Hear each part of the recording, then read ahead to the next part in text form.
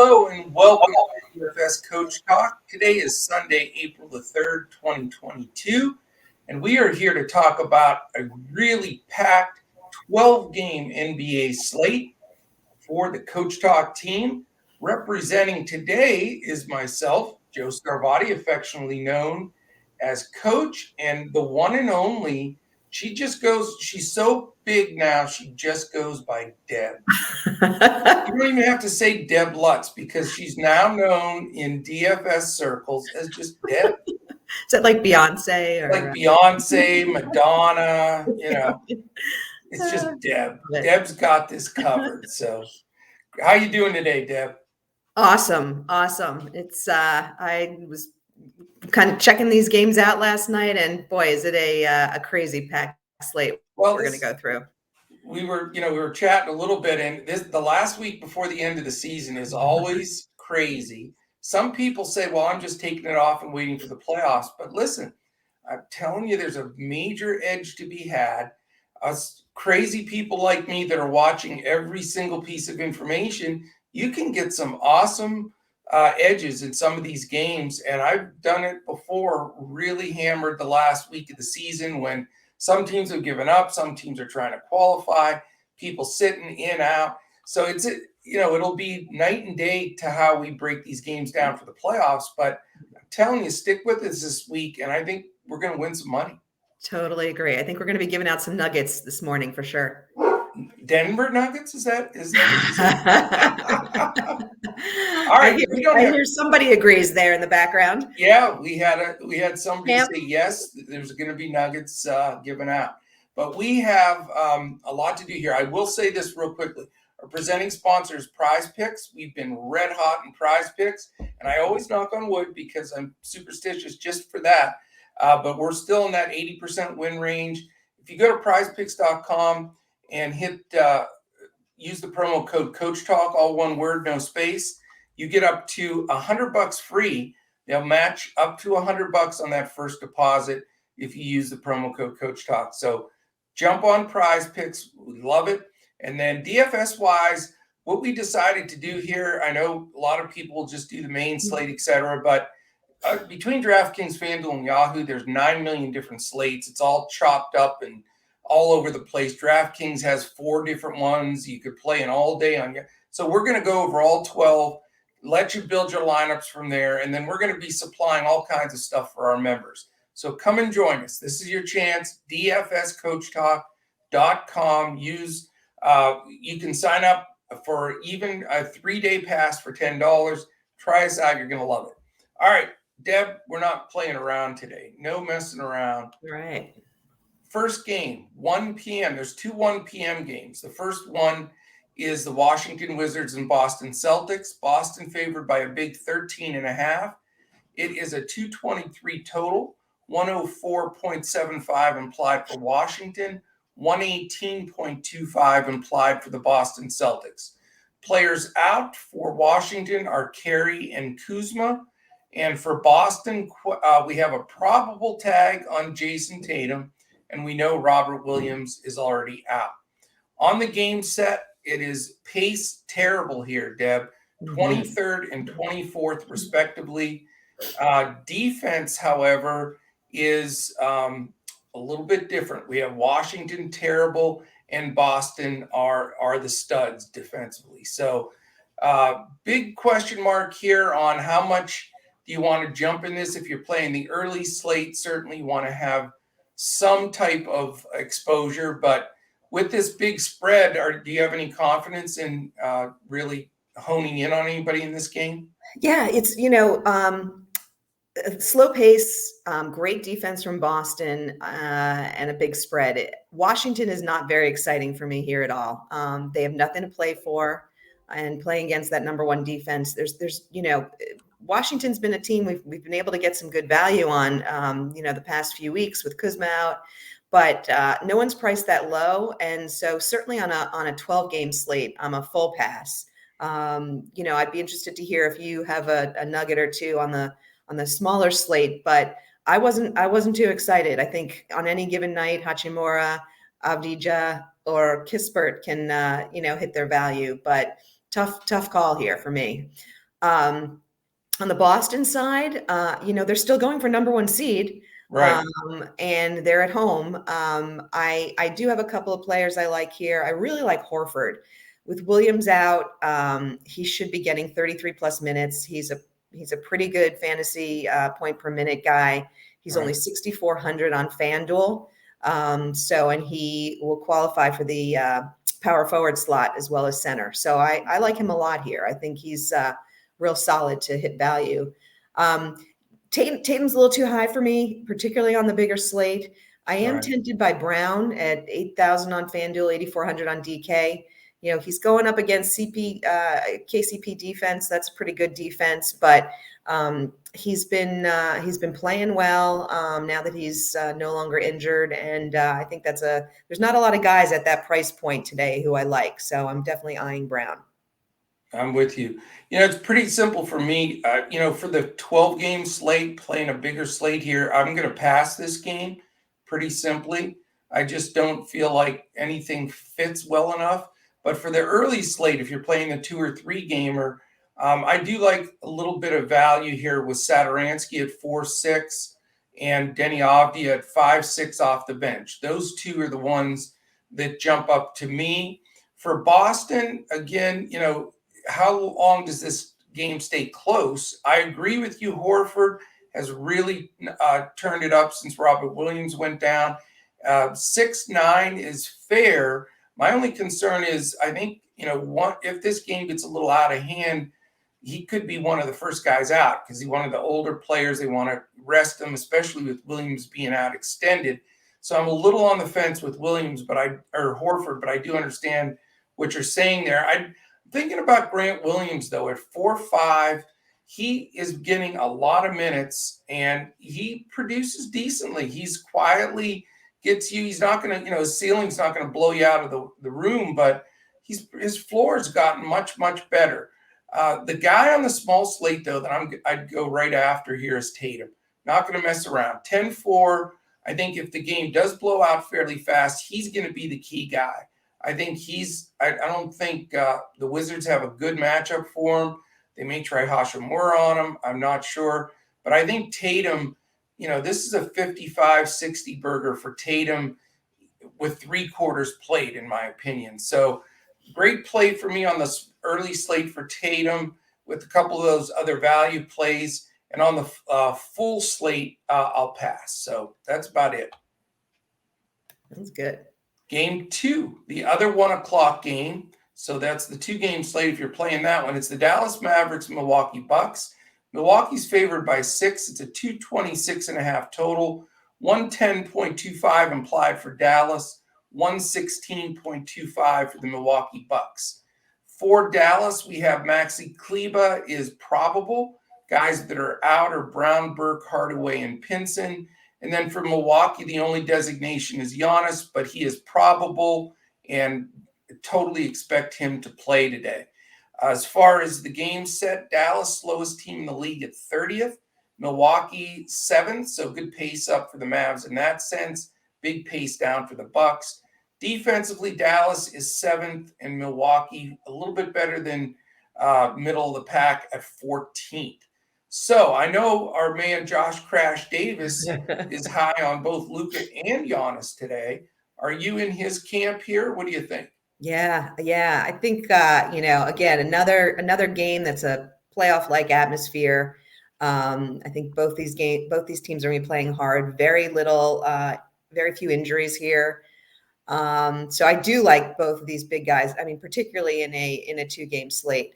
On the Milwaukee side, Giannis at 11.5 on FanDuel, 12K on DK, gets a bit pricey there, but a tough matchup inside for Dallas. I mean, we've seen Dallas against, anyone who can play an inside game, and they're not very good. So he's likely to be, one of my pay up guys. He's certainly in my top 3 considerations. And if I do go after him, I'm less likely to go for Middleton and Holiday. And Holiday's been priced way up. And I think against Dallas's respectable defense, I don't think he has, one of his ceiling games. So On the high end on Milwaukee, I like Giannis. From a value standpoint, I like Lopez. I'm going to go back to Lopez. Oh no, he's dead to me after that last game. That Yeah, I rocky know. dog. It was, I mean, it was a tough one. That was surprising, but I got to, against Dallas again. That's got to be it's got to be the one where he breaks it. So, it's a good matchup, and I like him. Luca, I took a look, has yet to play Milwaukee this year. Interestingly enough, they've only had one Right. matchup. He was not in. But he's just been on fire. He does get tough Drew Holiday defense. So he's probably a little on the main slate. He's probably a little lower down for me at that price point versus versus a Giannis and Embiid and a couple of other guys. But I'd take him over Tatum on the 2-game slate, and so I think he's definitely for consideration. My only other consideration on Dallas is I'm going back to Bullock as well. He has done right by me. Yeah. Milwaukee's potential weakness is the 3-pointer. Correct. And Bullock is only 4.7 on DK, 4.5 on FanDuel, and he's hit 17 threes in his last 4 games. So he is such a streak shooter. It's unbelievable. Yeah, so I'm hoping he keeps that streak going alive today against sort of the faster paced Milwaukee, and I'm eyeing him. I like it. Great analysis. I agree with a lot of it. Giannis is my favorite play in this game. I'll use him on a lot of my all-day slates. I'll also use him on the 2-game slates. Giannis and Tatum will be my buy-ups. I'm not going to go to Luka today. I mean, it's in Milwaukee. I think it's just the matchup is still it doesn't matter who guards him because they're going to run a bunch of stuff. But the reason I'm not playing Luka, though, is Milwaukee with Brook and Giannis and the way they run their defense, they're not going to get a lot of the cheap pick and roll stuff up high with Dwight Powell and some of the other bigs. They're going to have to really work the ball. And, I think Luka is going to get a lot of assists here because I think they're going to run some doubles at him. I also think in taking away some of that pick and roll, he's going to have to find some spot up shooters, and that's why the guys I'm looking at, like Reggie Bullock's hot. Again, like you said, they can make you can make threes against them. And I also like Spencer Dinwiddie here also because he'll come in with that second unit, and he should be able to scorch some of these Milwaukee second unit players. He can knock down some threes. And I like the secondary plays there with Bullock and Dinwiddie, for some good value. And really not going to mess with the rest of the Milwaukee squad just because Dallas does play so slow. I think, the main usage will go to Giannis. And again, to take a 12K guy like Giannis against the slowest and good defensive team like Dallas is a risk. There's no doubt. But I do think everything's going to run through Giannis. They want to win this game. They're in a playoff hunt race, and I just think it's a good spot for him. Yeah, totally agree. Good call on Dinwiddie. I kind of eyed him and thought maybe he was a little pricey, but I do like that fast pace. I do like your point about him really being able to take advantage of the second unit. It's good call. Well, I appreciate it. And, he'll be so low owned too. Yeah. And the thing is, if you can grab a guy, like we've had a few guys recently, 1% ownership that, we had Killian Hayes the other day, a 50 burger, at 1% or less. That makes a big difference in your build if you can knock one of those out of the park. But all right, let's dive into the 3:30 game. It's the Denver Nuggets and LA Lakers. Denver's favored by 3. It's a 232 total, so nice number there. 117.5 implied for Denver, 114.5 for the Los Angeles Lakers. Injury-wise, Denver has Canchar, Murray, Najee, and Porter out. For the Lakers, of course, LeBron James and Anthony Davis questionable. Carmelo Anthony is probable. For the game set here, you've got Denver 21st in pace, the Lakers 8th, but defense is not good. Denver 19 and the Lakers 22. So first question, do you expect LeBron and AD to play in pretty much elimination type situation almost? And how do you see this game rolling? And, I may have only been doing this podcast with you for 2 weeks, but, for those listening, they know I hate picking the Lakers. I Yeah. mean, it just, they've been such a mess. There was a April 1st tweet from LeBron saying, "Okay, guys, see you next season. I'm done." And Yeah. I think maybe that's what it should have done. Maybe that was in his back of his mind. Exactly. I mean, LeBron and AD came out last game. They both played well, and they still lost. So I do think they play at this point. I think they're gonna give it every shot. I do think they play. I think they play well. Against Denver's defense. So that they could both be in consideration. For me, I just, depending on when the news comes out, I almost don't even want to deal with it. On a 12 Yeah. game slate, there's enough good guys. I'd rather just say, hey, I'm going to take, something that's more certain. I'm more likely to stay away in total. And as far as the rest of the team goes, I'm not interested in Westbrook or the revolving door they have at the other positions. So that would be, a pass for me on the rest of that. Right. Denver's a different story for me. They can land anywhere from 3rd to 7th place right now in the West. Right. And I would think they'd be motivated to get the home arena advantage, particularly in Denver. Yeah. I like Jokic a lot. You never not like Jokic. So I like him a lot. Love to fit in both he and someone like Giannis, surrounded by value. But if I can choose only one, right now I'm actually leaning towards Jokic. Wow. I also like the although that may change with some of the other center value coming up later, but I also like the point guards for Denver here a lot. The Lakers give up the most points in the league to point guards. Right. Morris is a very good value at 4,800 on FanDuel, 5,200 on DK. He's been playing more consistently. And I really like Highland off the bench at Yeah. 5K.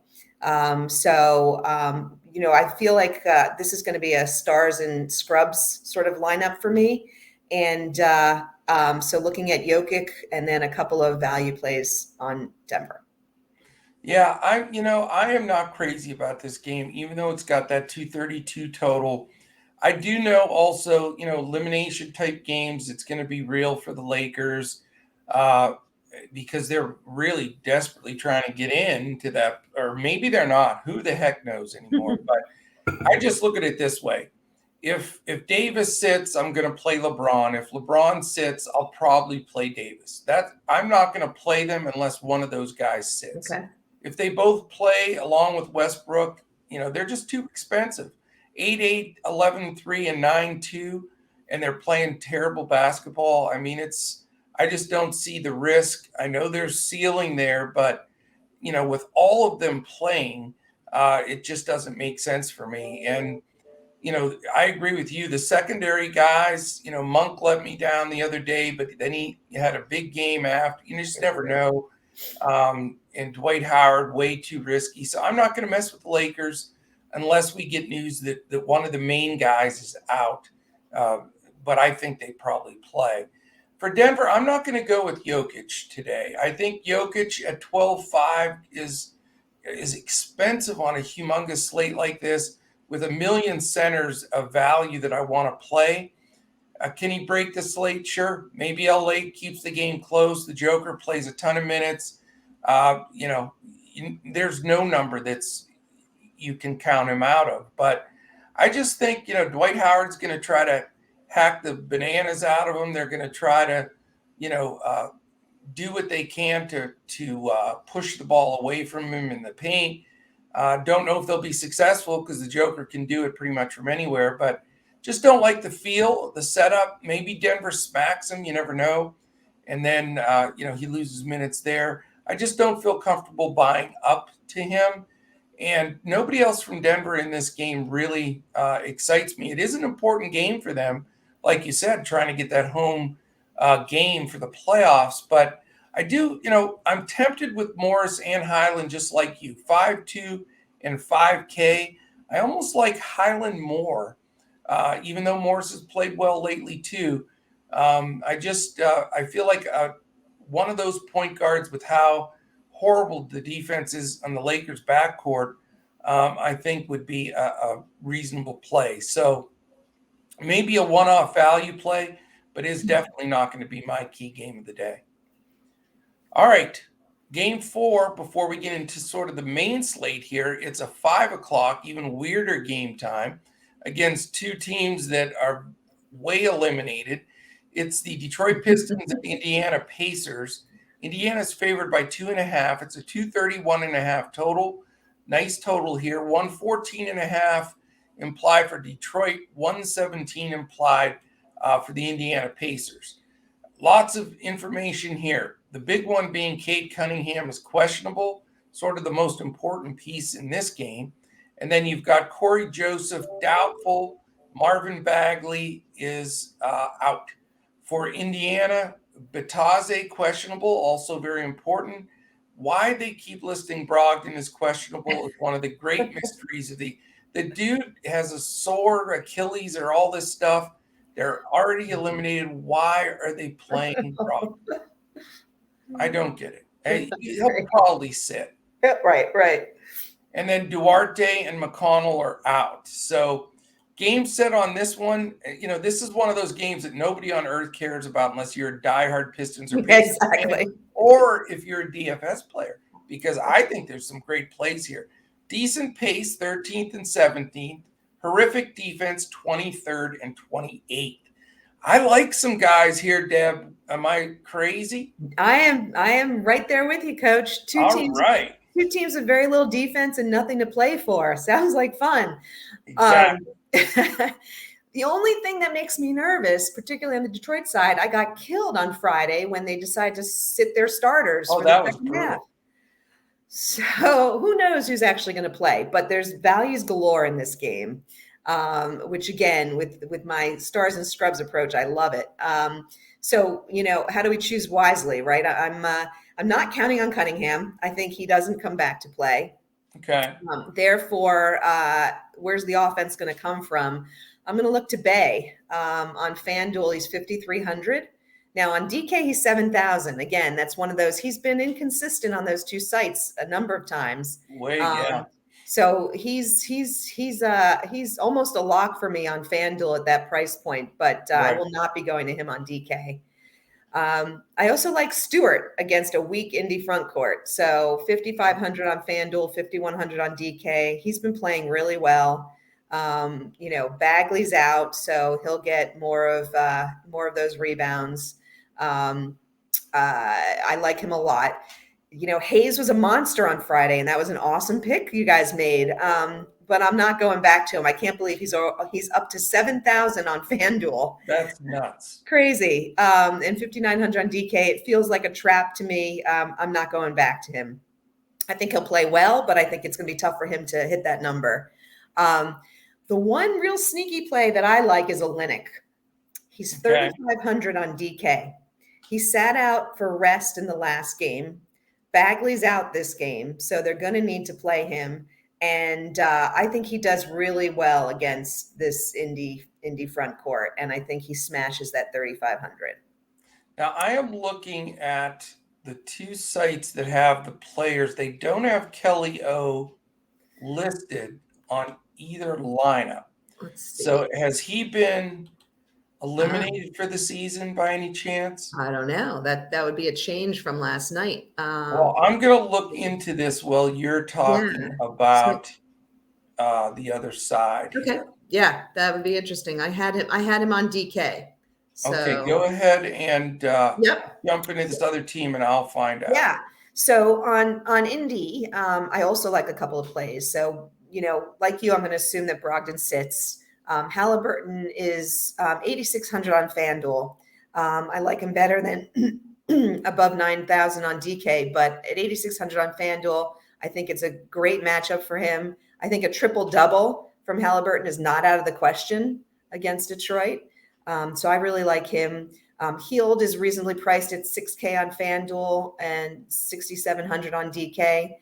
And he's had last outing against Detroit, he had 38 fantasy points. So he's sort of right in that sweet spot of the 5X plus 10. So he's someone who I will consider. And then, I guess the question, Coach, is as far as the backcourt goes, which is a little messy right now.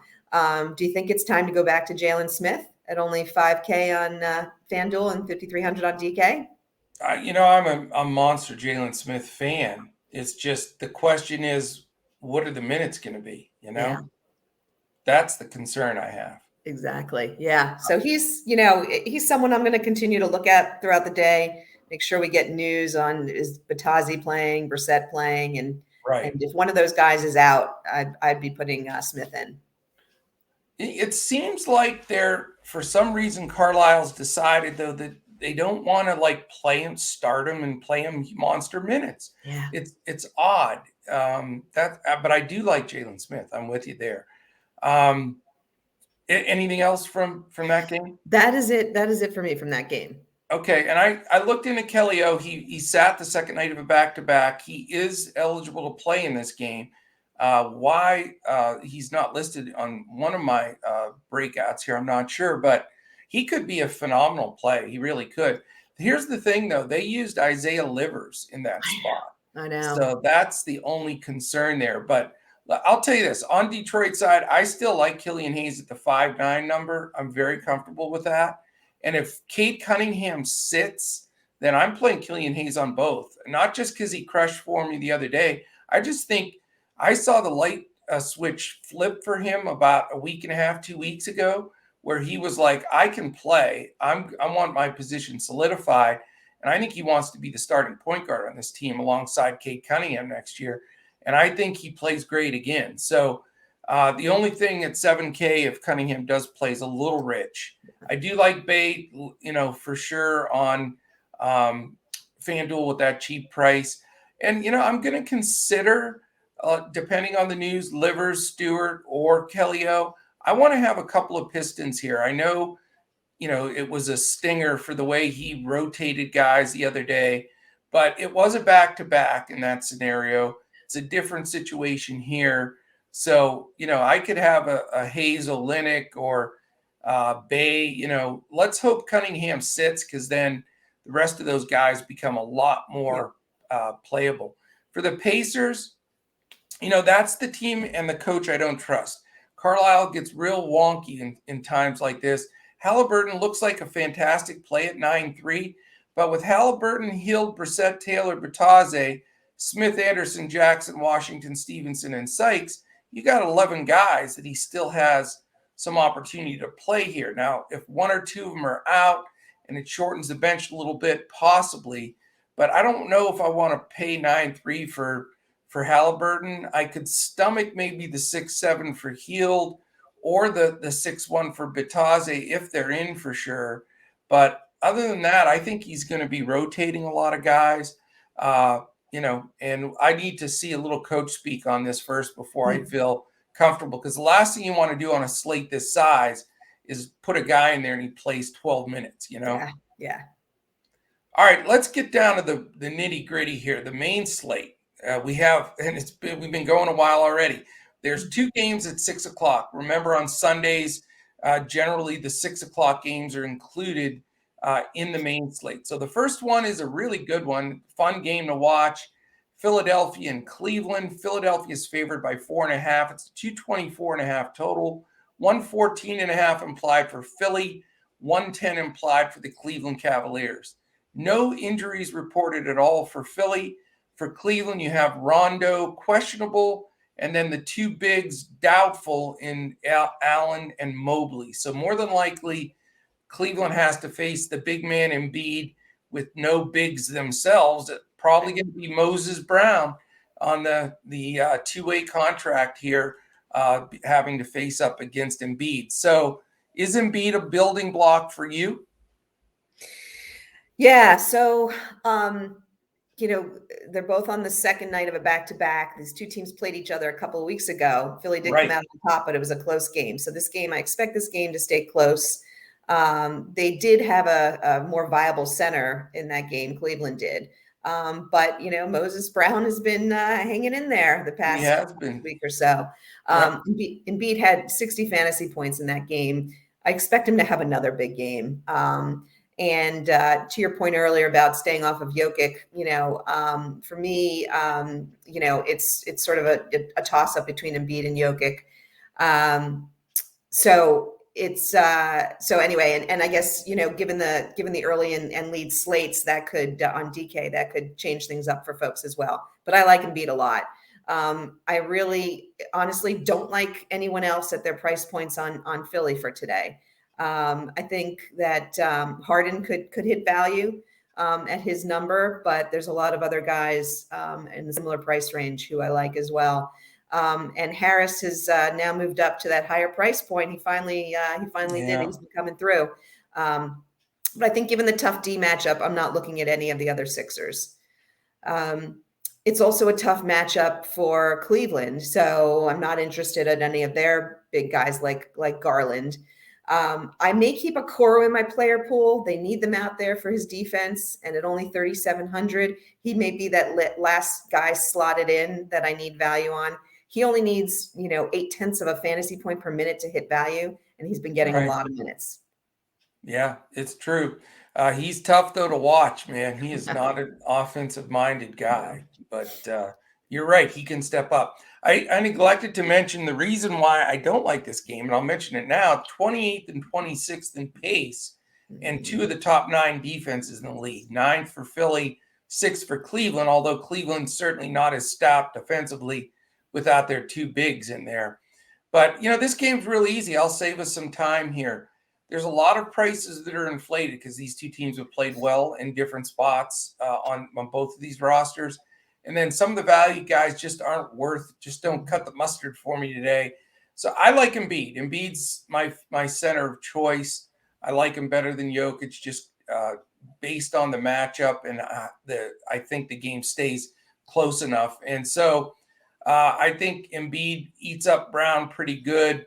Love certainly can't guard him. I'm not sure what else they're going to do to try to stop him. So I've got to play Joel here. He's my probably top play on the whole slate.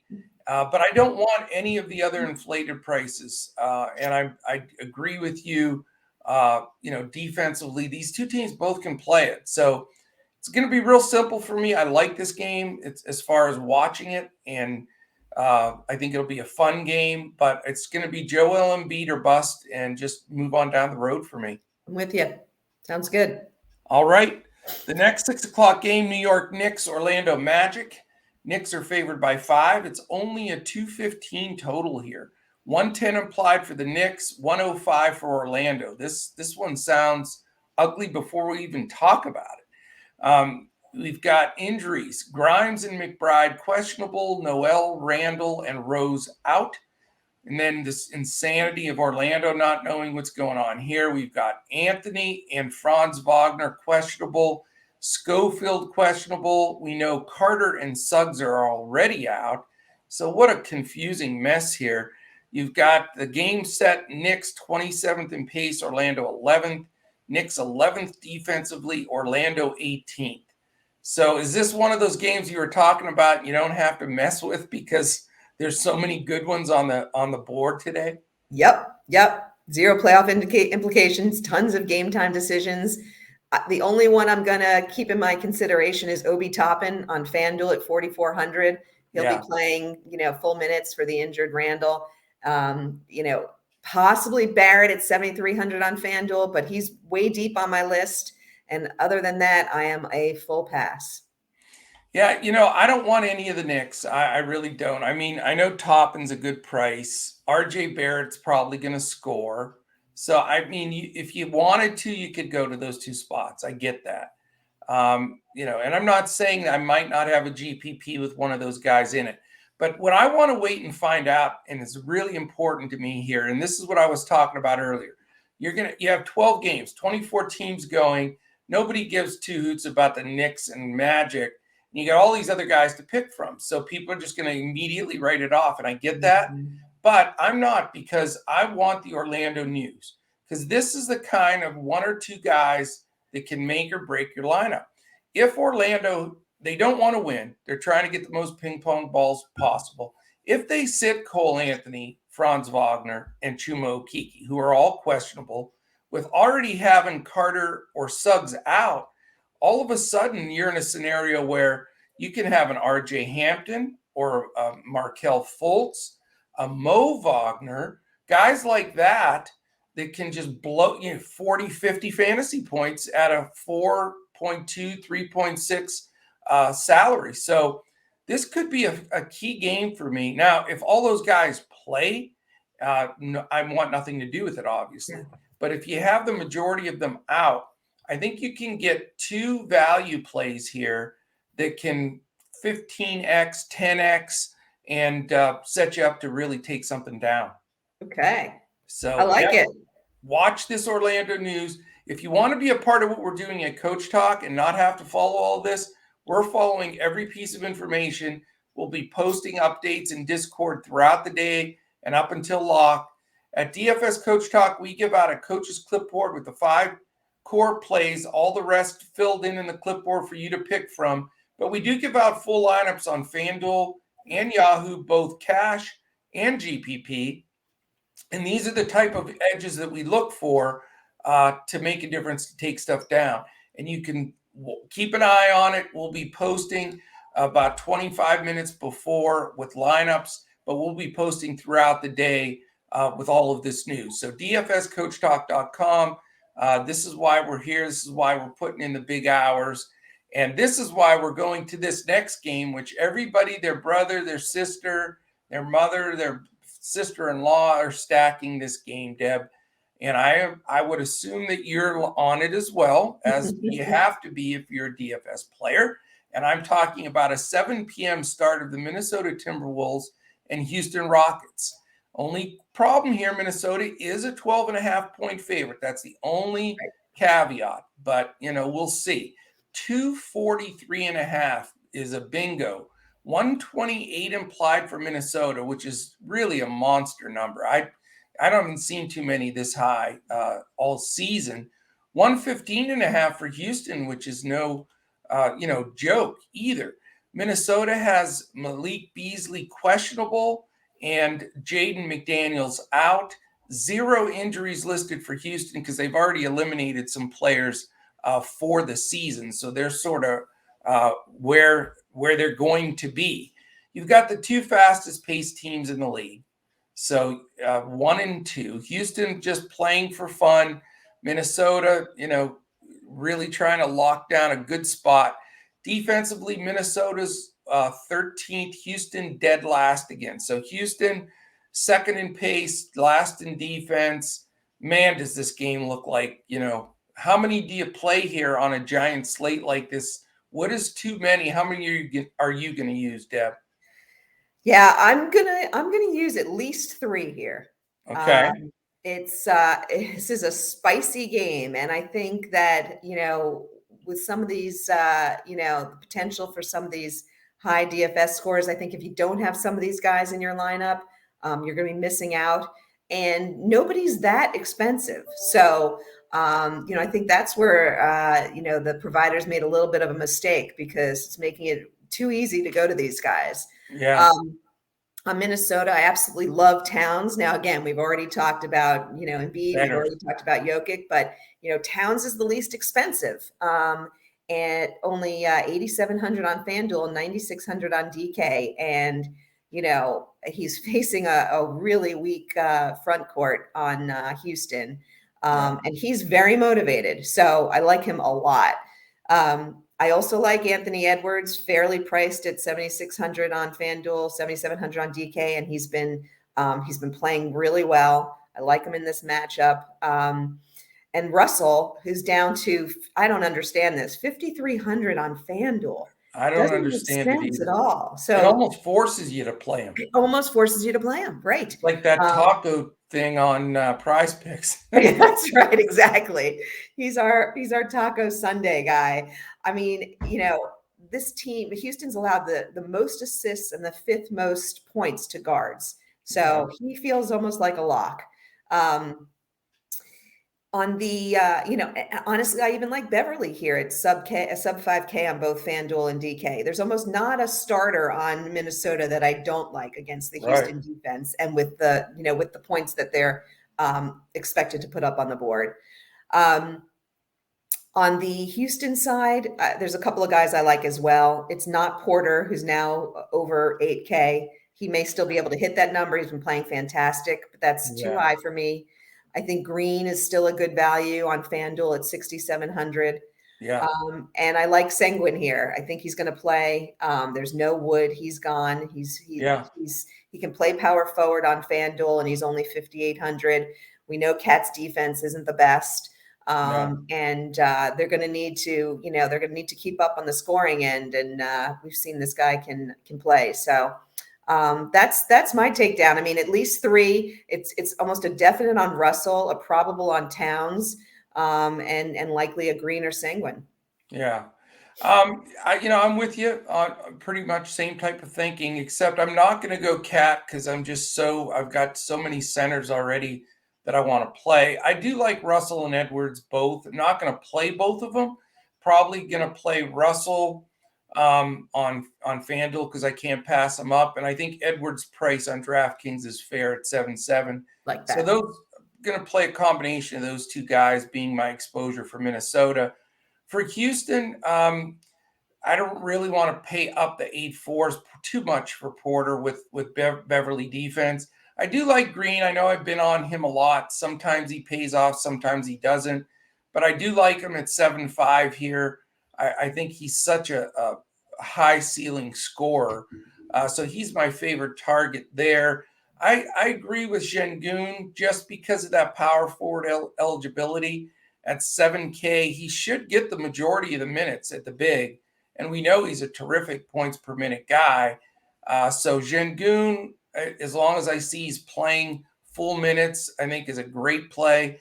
It's hard because on a smaller slate, guys like Josh Christopher are a really good play at 4.6. Maybe GPP-ish, but not sure I can go any deeper than that. So I will have maybe 3 guys from this game as well. I think you need exposure here. Some of the pricing's right, and there's going to be so many possessions and points that you just can't ignore it. All right. Next 7 o'clock game, Deb. Portland at San Antonio. Could be a blowout here. San Antonio by 14. That's a big number. 231 total, 108.5 implied for Portland. 122.5 for the Spurs, a pretty big number there. Injuries, we've got Watford is probable, Hart and Winslow out. For Spurs, all the big news here is DeJounte Murray. Is he or isn't he going to play? He's questionable. The pop factor involved with this. Primo probable and McDermott out. So it's hard here. How do you determine this game without knowing what Murray's situation is? As far as the game set numbers here, Portland 15th in pace, San Antonio 4th. So you have some great pace and terrible defense again. So another combination that you don't want to really miss out on. Portland's second worst in the league at 29th, and the Spurs at a very poor 20th. So I almost feel like I have to have exposure here. What do you think? Yeah, it's interesting because, given how poor Portland's been, some of their guys have really been priced up. Eubanks at 7.6, who would consider that? Williams 10-day contract guy. Yeah, exactly. That's exactly right. A 3-time or 4-time 10-day contract guy. 4, yeah. Yeah. And Williams is at 7.1. Same thing. I can't go to those guys with this sort of slate. So the only player in consideration for me on the Portland side is, again, a little bit of a sneaky value play with Greg Brown. He's scored at least 28 fantasy points in the last 2 games that they've played against San Antonio. Yeah. And he is only 3,700 on FanDuel and 4,400 on DK. So he's starting. So I am definitely going to keep him high in my pool, particularly on a GPP. Yeah. And then on the San Antonio side, it is all about the news. I like Murray in this position if he plays, and if he's going to be playing full minutes. If he doesn't play, I like Vassell at 5,500. Okay. I'm probably not going to go to Keldon Johnson. He's playing well, but priced above 7,000. I've had just too many games where he hasn't hit value. So, and again, on a slate this big, I'd like to go with more of the proven guys at that price range. So probably just one or two for me out of this game. I really like the Greg Brown play, and then maybe Vassell at 5,500. Yeah, I'm going to use this game similar to you as far as value. I think Brown's a terrific play as well. I mean, you don't get that much value for a guy that should get that many minutes and has been producing. So I think it's a real sharp play at 4-4. I think you can consider Brandon Williams a little bit at 6-6. I like if DeJounte Murray sits, I may go with Trey Jones as the other super secret squirrel play of the day at 4-2, but that's only if Murray is 100% out. If not, he's not playable. But Jones has stepped up and done well at the point for them, when Murray is sat. Other than that, I'm just not going to get popped today. I refuse. There's all these games, and with Primo, Vassell Johnson, Pirtle Walker, Collins, Landell, Richardson's getting big minutes. Too much of a risk. I know there's some reward if you hit on the right guy, and guys like Johnson and Vassell and Richardson are averaging upper 20s in minutes, but as soon as you feel comfortable with that, they'll play 20 minutes and then you're sunk. So I'm not going to go too deep there at all unless Murray sits. Okay. All right, let's go to a low total game here. It is the next 7 o'clock game. It's the Miami Heat Toronto Raptors. Toronto -3, 212 total, 104.5 implied for Miami and 107.5 for the Toronto Raptors. No injuries listed other than Max Strus for Miami as questionable. 2 guys questionable for Toronto, and that's Flynn and Watanabe. So you've got 2 interesting teams here, low numbers. You've got poor pace, 29th and 25th, great defense, 9th and 5th. Seems like we've got 9th and 5th and 8th. I'm sorry. So it seems like there's a lot of good defensive teams against each other and bad defensive teams against each other. And here we've got that scenario that just is really tough to play. I mean, you've got Butler and Adebayo priced up. Van Vliet's expensive. Siakam's expensive. Barnes is pretty pricey. You know what, Deb? I'm just going to cut to the chase. I'll let you comment, but the pricing is not good here. I think the scoring is low. I do think it's a competitive game, but, can you spend up for any of these guys in this situation? I'm not too comfortable with it. I mean, the only guy I'd even think of, but again, that damn center position, it's Adebayo at 8-3, but I think this can be a full pass for me, Deb. You took the words right out of my mouth. I feel like you read my notes. It's going to be a hard-fought game. I will enjoy watching it. Both teams are healthy for a change. Not fast-paced, not high-scoring. Guys are fairly priced. I'm completely staying away. That's it. Yeah. Yep. There's nothing that dives out like this guy is a great value or this guy is, just you have to pay up for him. I'm with you. All right. Okay, move on. We'll keep the train moving. Phoenix Suns, Oklahoma City Thunder. Massive blowout potential here, obviously. It's Phoenix -14.5, 223 total, 118.75 implied for Phoenix, and 104.25 for the Oklahoma City Thunder. As far as any designations here, and this news could change as the day goes on, the guys that are resting today are quite impressive group with Phoenix. Ayton, Booker, Crowder, Kaminsky, and Saric. For Oklahoma City, you've got a questionable tag on Poku, which makes a difference. Pokachevsky's been playing a lot. Robinson Earl is actually questionable back in the mix, but Trey Mann and Kenrich Williams are out. So as far as statistically here, we've got Phoenix is sitting at, where are they here? 9th in pace, Oklahoma City 12th. So that's respectable. Phoenix 3rd in defense, though, Oklahoma City 18th. I don't know. I don't think this is a write-off game with all these guys sitting. What do you think? I would agree. This is another game where I'm going to focus on value. I know that the spread is really high, but OKC's been hanging in there with teams, and they're really going to be playing against the second team for the most part here on Phoenix. Yeah. I think there's some really good opportunities on Phoenix with all these guys sitting. Mikal Bridges to start things off is only 5,800 on both DK and FanDuel. The ball is going to be in his hands a lot with Booker out and with Crowder out. So he's someone that I'm eyeing at that mid-range.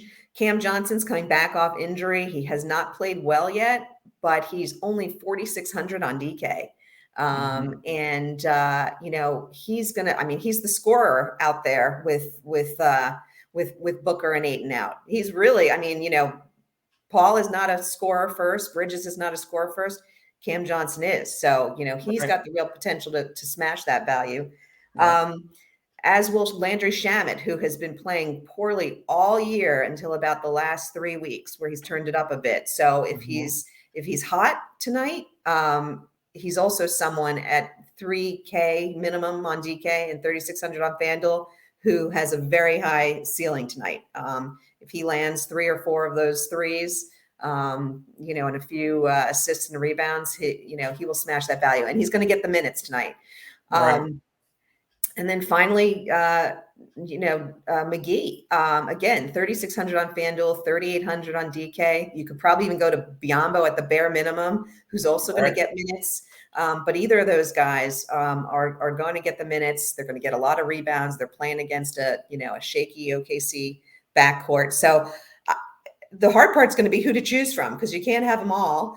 But a lot of these guys are really attracted to me, and it's probably to come down to, can I fit in a Bridges at 5,800, or do I need to just go down to a Shamet at more like minimum 3K? Right. I will probably end up with 2 of those guys. Okay. And then on the Thunder side, the starters are actually more expensive than the Phoenix starters. So I'm a little less excited about them. And I, I'm struggling to figure out who the actual play is in this game. I mean, if Poku plays, you could go to Poku. Maladon's been playing great. Yeah. But how about you, Coach? Anyone you're willing to consider on OKC? It seems like this game should blow out. It really does. I get it, but I'm trying to game script it. I've been playing Maladon a lot. He's been really good with the main guys out. I don't know at 7-4 if I could bite that off against this great defense of Phoenix and Chris Paul. So I'd love to, but I don't have the guts to do it. I really don't trust anybody else. I mean, Poku being 50-50 to play, I guess you can find some great, Krejci, maybe, Roby. I mean, those guys are all possibilities, but if you feel really comfortable with them, that's interesting. But probably just not going to risk it, because Olivier Sarr, Lindy Waters, if JRE gets back in the mix today, it's just such a disaster there of trying to figure out who to go with. Maladon, I can see if you wanted to, it makes sense. I just don't like the matchup. And then probably not going to have any of the Thunder players. But, let me ask you this on Cam Johnson. Any inside skinny, being the Phoenix Suns fan, of him with minutes in this game? I have not heard anything about a minutes restriction yet. Okay. No, so I'll be on the lookout for that for sure. In fact, if he played 30 minutes in this game at 4.6, being the scorer he is, it could be, 10x kind of scenario. I agree. I want to keep an eye on that. The guy that I feel most comfortable with, again, I don't know how I'm going to play all these centers. You think they'll let me play 6 centers today, Deb? But I For want you, JaVale McGee at I 3 know. and 3.6. I know. He's such a points per minute DFS stud Totally. against the worst interior defense in the league. Totally. And I think you got to play McGee in a lot of lineups here, both cash and GPP. I think you got to play a lot more DK than FanDuel, where at least you get the second center, right? And Yahoo as well. I mean, Yeah. that's the only, I don't know if I have the courage to put him in my cash lineup on FanDuel as my only center, certainly in GPP. But yeah, I like McGee all over the place. Maybe some Cam Johnson, maybe some Mikal Bridges would be the 3 top plays. Torrey Craig will get some ownership because he's had some good games, but don't quite trust him as well. And the prices are cheap on the other guys. So I'll have a couple of Suns. I think it makes sense to do that. All right. You ready for the 2 late games? Let's do it. 9 o'clock, Golden State Warriors, Sacramento Kings. Golden State 5.5, big 222 number, 113.75 for Golden State, 108.25 for the Kings. This is another head scratcher game for sure. Phoenix Phoenix. Where am I at? I went to the wrong. Golden State. Golden State. They have Curry out. We know that. Sacramento has Alex Len questionable. Big news there, right? Alex Len. Davis, Fox, and Sabonis out. So, this game gives me a headache. 14th in pace, Golden State. 6th, Sacramento. Defensively, we know Golden State's 2nd. Sacramento doesn't defend. They're 27th. This is one of those games where it's like, what do we do here? Is it Davion Mitchell? Jordan Poole kicked me right square in the, yesterday with his monster game. He's been really good, man. I can't believe him. Do you like those 2 point guards? I know that's who everybody's going to start with. Yeah, not today. I really don't today. No, I mean, Poole is up to 8,100 and he deserves it. But in that range, I'm staying away. Again, it goes against my stars and scrubs for today. There's just so much value. They are coming off of a late night, back-to-back. In fact, because of that back-to-back, I think that Clay and Green both sit this game. Yeah. I think that news comes out. I'm hoping it comes out before, I'm making the majority of my lineups because Kerr sat them the back-to-back earlier in the week. And Clay has not played a back-to-back since he's come back. No, and he had a monster game too. Yeah, and he had a monster game, played 39 minutes. So I think they sit, in which case it will open up some value on the Golden State side, which I like against the pace of Sacramento. I think Gary Payton's a great play at 3,500 FanDuel, 3,900 DK. And I just have to, I don't know. Maybe there's one wild shot with Kuminga. I love Kuminga, but he killed us that one game. He is up and down like crazy. But I think Sacramento is the kind of team that he can his skills will show well against, and he's only 4,100 on FanDuel and 4,700 on DK. Yeah. So I'm going to look at some value on the Golden State side. That's it. And then on the Sacramento side, Mitchell is 7,200, and that's fair. And he'll probably be in my consideration set, but tough Golden State defense. There's a lot of great players today. So he's certainly not high on my list, but he'll be on it. And I do like Barnes on FanDuel, 5,100. He's still getting the minutes. I think against a team like Golden State, he's going to play. And he's been playing well the past few games. So he's definitely someone in a cash game situation that I'd consider. And he's 5,100 on FanDuel. Yeah.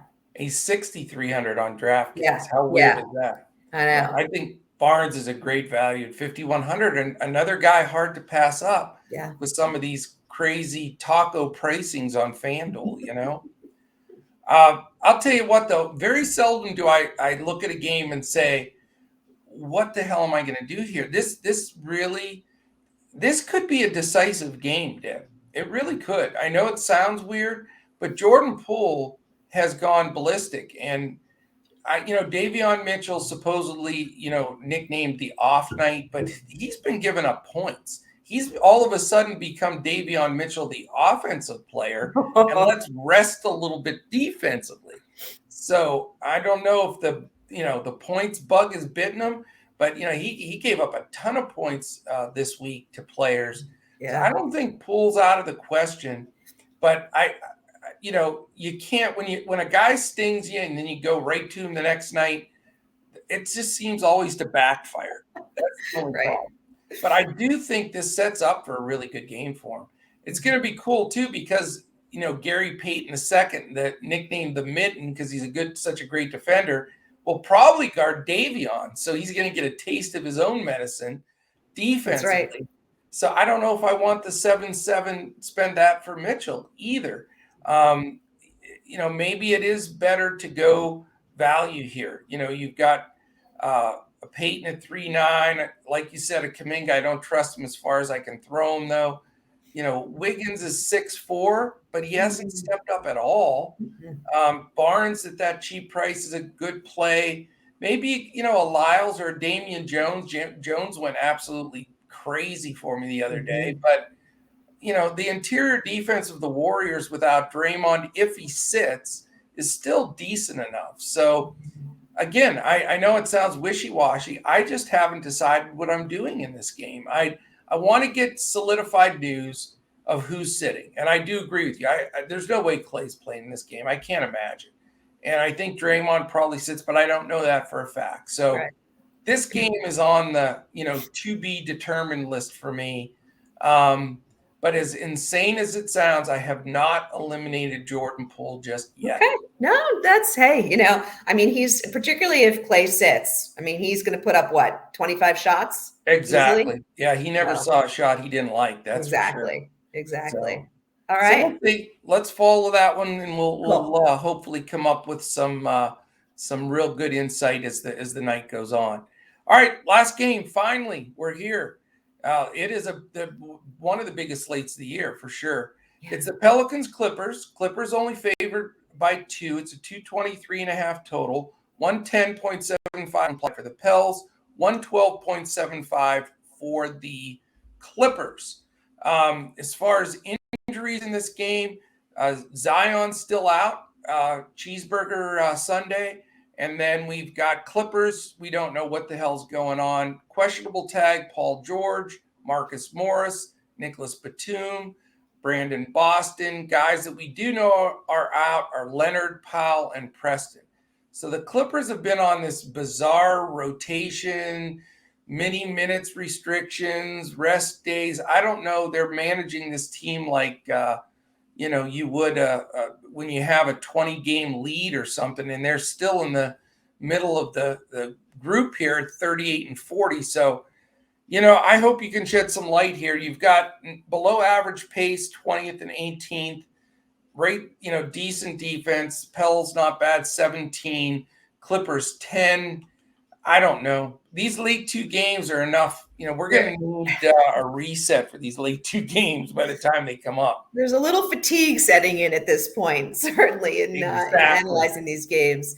Playoff implications. LA is currently 8th and New Orleans is 9th, so they may play each other in play-in games. Possibly. I do like a couple of guys here. I definitely do. I like Reggie Jackson. I think with George in, it takes some of the defensive pressure off of Jackson. It gives him a little more freedom. He's only 6,300 on DK, 6,100 on FanDuel. I think that's a real fair price at the point guard position. And so I'm definitely looking at him in some of my lineup builds. George, again, he could have a smash night against New Orleans. He probably will. At 9.9, he's just a little bit pricey for me. Well, he still has that questionable tag too. Yeah, that's right. So I think he's going to play, but particularly didn't play last game. So, but I think he's just a little bit too pricey for me. And then one of your faves, Coach Morris, just 4,300 on FanDuel, 4,900 on DK. He's I a great know. value, assuming he gets the minutes. Well, that's the problem. They put him on that little minutes cap of like 25 minutes the rest of the season. Yeah. So So I that don't know what I don't that like means that. exactly. Right. I Yeah. mean, even at 25 minutes, he could hit his value. Yeah. But yeah, it makes it a little bit riskier for sure. I'm definitely not going to chase Covington's Monster Night from Friday. What in the heck? How did that happen? And you know what? I had him the game before, and that Oh, pisses me off. oh, He did okay, but I mean that was ridiculous. unreal. So yeah, for me, I'm real high on Jackson there, and maybe Morris. On the Pelican side, so here's my dilemma. I think that possibly the best center play tonight could be Valenciunas because he's going to Wow. be incredibly underowned. Joval as the number one center player. That's a Incredibly bold underowned. call. He's shown he can handle Zubac and the Clippers. In the 3 games this year, he's averaged almost 28 points and Yep. 15 rebounds in 34 minutes. Yep. So I don't know. There's something, I just think he's going to be very low owned, and everyone's going to be going after Embiid or Kat or Jokic.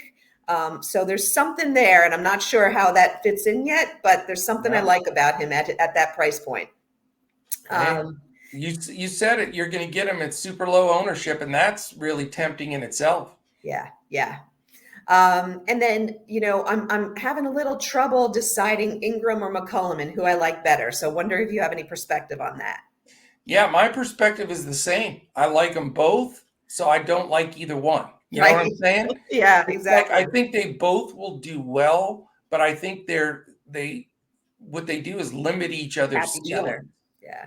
Their floor is pretty good, but I just don't want to spend 8.7 or 8.2 when that usage right now is split between the two of them. They're both good, but not particularly crazy in this game to spend up there. I like your idea on Joval, though. Super, super sneaky play, and he has dominated that team. And they're wanting to win. So, yeah.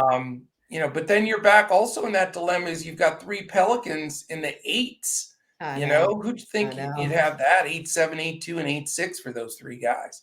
So, on a slate this big, it's hard to spend that money, but I get it. For me, I need the news on the Clippers.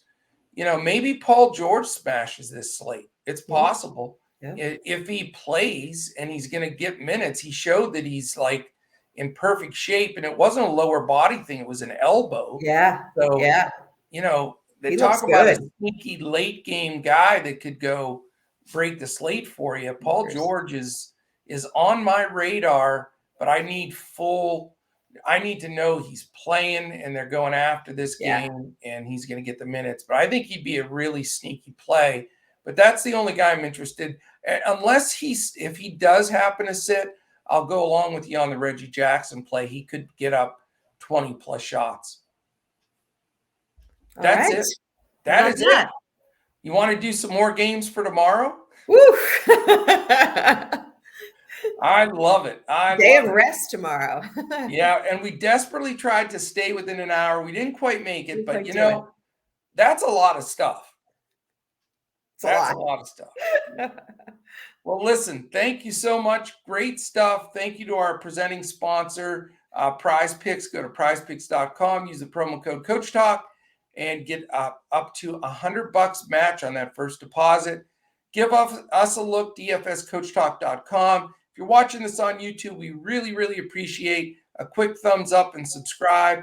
That is enormous for us as we bring this to you 7 days a week in front of the paywall. So, Deb, fantastic job. Thank you for joining me on this. It would have been a tough one to do alone, that's for sure. A lot to digest. It was fun, Coach. Enjoyed it.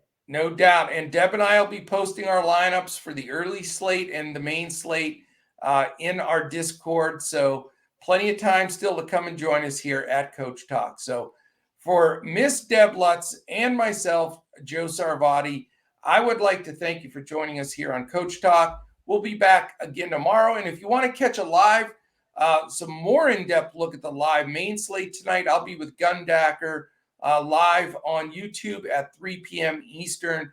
And then we'll definitely be back again tomorrow when we look to crush it here at DraftKings Fanduel, Yahoo, Prize Picks, and all the plays here at DFS Coach Talk. See you tomorrow.